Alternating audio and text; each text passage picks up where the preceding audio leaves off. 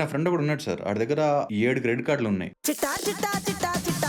ఈ card bill కట్టడానికి ఈ కార్డ్‌ని వాడతాడు. ఈ కార్డ్ బిల్ కట్టడానికి ఈ కార్డ్ వాడతాడు. నెలంతా అయ్యేటప్పటికి అన్ని కార్డులు కలిపి వాడికి మళ్ళీ ఓకే నో యూస్ వాడు విండండి. వడ్డీ చూస్తే 21%, 25%, 28%. అంటే అది 40,000 50,000 సంపాదించే ఉద్యోగస్తునికి 4 లక్షల 5 లక్షల క్రెడిట్ కార్డులు నిజంగా అప్రూవ్ అవుతున్నాయి.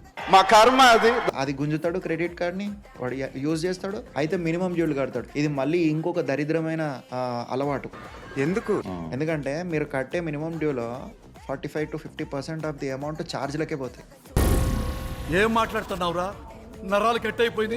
మేబీ మీరు ఓపెన్ చేసి ఛార్జ్ బ్యాకప్ చేస్తే మీరు 10,000 కడుతుంటే 5,000 రూపాయలు కంపెనీ మీకు ఛార్జీలు ఇస్తుంది. ఉద్యోగాలు ఇవ్వక, అప్పులు ఇవ్వక, తాగేది ఎలాగా, బతికేది ఎలాగా? కానీ అదే వ్యక్తి క్రెడిట్ కార్డ్, ఇప్పుడు మీరు అన్నారు కదా 7 కార్డులు, 7 కాదు ఇంకో 10 ఎక్స్ట్రా కార్డులు ఉన్నా సరే హీ విల్ రొటేట్. ఇదిగో బెదరా, 40,000 ఏమైనా ఉన్నాయండి, క్రెడిట్ కార్డు బిల్ కట్టాలి, ఇలా కట్టి అలా ఇచ్చేస్తాను.